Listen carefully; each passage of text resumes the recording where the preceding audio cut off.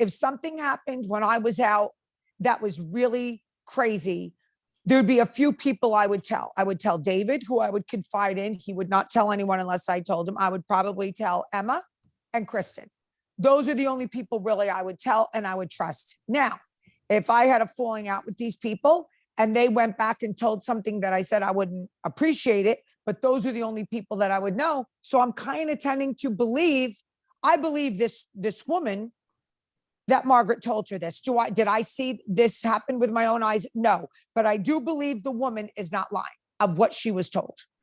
Right. So Margaret and her, they had a falling out. We don't really need to get into why or when. There's all sorts of Right, stuff I don't even online. who knows. Yeah. Right. And so, right. Imagine, Margaret, this is a friend of yours.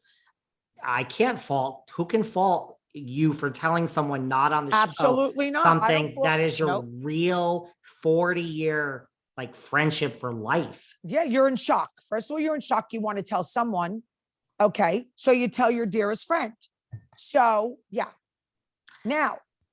So next, the rumor is, so they did have a falling out. That's, and I know Laura. I know Laura very well.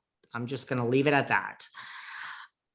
I will say on air for everyone to listen, everyone says whatever. I don't care. You know what? Auntie Cohn would never speak badly about Kelly Ripa or Sarah Jessica Parker. It's not abnormal to have friends in an industry where you spend all day. I wouldn't speak out against you. So I will be team Margaret and Mart Sr. are like family to me. I will not speak against them. I won't. Okay. Period. Okay. And nor should I. Thank God I have some fucking integrity. Yeah, no, you should not. But I can, if you know what I mean. If I want to, I can. I have no problem with either one of them. But I reached out to Laura. I didn't want to tell you that. God. I reached out to Laura. Are you fucking kidding me? She said she can sleep at night, and she's telling the truth. She goes, I can sleep at night. I don't care what people are calling me. I can sleep at night. She said, can they sleep at night? That's all she said to me. That's my report for now. I don't know what's going to go forward. But you know what? I didn't call her and I just damned her. I said, listen, do you want the truth out there? I mean, there people are talking all kinds of smack about you, blah, blah, blah. And she just said, she also said, I know that you're very close with David. I said, David has no idea that I'm reaching out to you. David doesn't tell me what to do. I don't tell David what to do. I want the truth from you. And she said, I can sleep at night. Can they? That was her comment. No, they're right. Like, listen, first of all, I mean, I used to see Teresa and Melissa, and you never told me not to see them. Never. So, never. I mean, I can't stop you from doing anything. That's true. Not. So that's what she said. She said, does Dave, because Laura tried to contact me a bunch when all this, and I won't speak to her because of Margaret. Yeah. And I said, I'm my own person. I said, I'm just reaching out because I like the truth to be told. I was called a villain for many years and everything I said came true. I was, it is what it is. We don't know what made this girl flip. We really don't know. So it is what it is. If she wants her story out, I'm willing to put it out. We'll see what happens. And David will say this. He will never tell me what to say. I did not include David in the contact. I didn't even tell him because I don't want him to be a part of it. I know he's very close with Marge and Margaret. So we'll leave it at that. Yes, I want no part of this, but no, you're not going to have any part of it. But let's just tell everyone what Melissa is being accused of and what happened at the finale. Right. So technically, right. So when Margaret and, this is what this rumor says, when Margaret and Laura had this falling out, they said that Laura went and called up Jennifer Aydin and Teresa. This is what my sources have told me, that's what this article is saying here all over the blogs, and said, your enemy on the TV, we just watched last season, right? I mean, everyone watched it. Margaret had two enemies. And this Laura said, I can tell you some stuff. Right. And apparently, which I believe this, Teresa wanted nothing to do with it, which I believe, because I don't think Teresa wants anything to do with anybody. Right.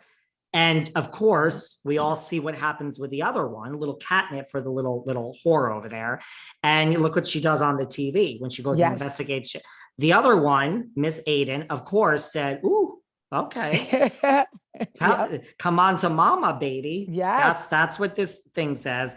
And that Jennifer then met with this Laura And it turns out, if I'm reading this, that Laura said basically, Margaret told me that Melissa allegedly cheated on Joe Gorga by making out with a man named Nick Barata. I also know exactly who he is. Good looking guy. Very good looking. Good looking guy. And that she saw it. So basically what's being claimed is Like one she night. opened up the door. We don't know if it was a SUV. We don't know if it was a limo. They didn't lock the door. And Margaret supposedly opened the door, saw them kissing, and they swore Margaret to secrecy because they're both married. And Margaret revealed this to her best friend. Now let's just take a minute. Just take a minute. Let's take a minute. Do you know how when Louis came on the scene and you said, I don't care what anyone says. I have a bad feeling about this guy and I know that I'm right. I know. Yep. You knew he was a narcissist and you're like, because I have to say, I'm still not 100% convinced. Okay. Let me back up. I am convinced that Louis is off, but I'm not convinced that he hasn't met somewhat like the perfect match. Someone who's not intelligent, someone who is so desperate to have the love tank filled and gives him and looks up to him like he is a king and he has the fame. So I'm not convinced that this isn't the one for Louis and that the sick, warped version of their love is exactly what they both need. And this will last forever. I'm not convinced it's going to end.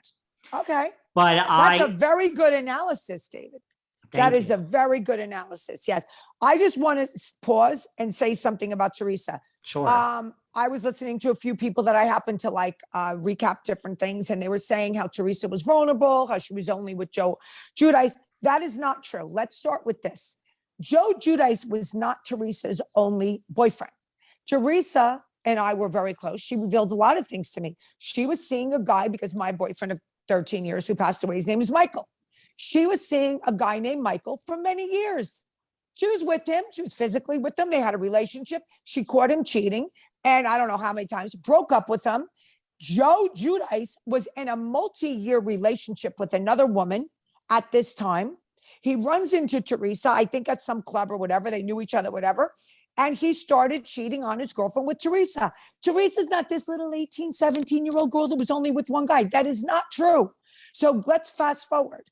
Teresa also, while Joe was away, once she found out that Joe Giudice was cheating, she was faithful until then. She had her little romp with Shane, and then she had her little romp with the 26-year-old. Now, I know that she was fooling around with the 26-year-old because I know people who went to school with him, and he said he was dating Teresa. So stop the bullshit.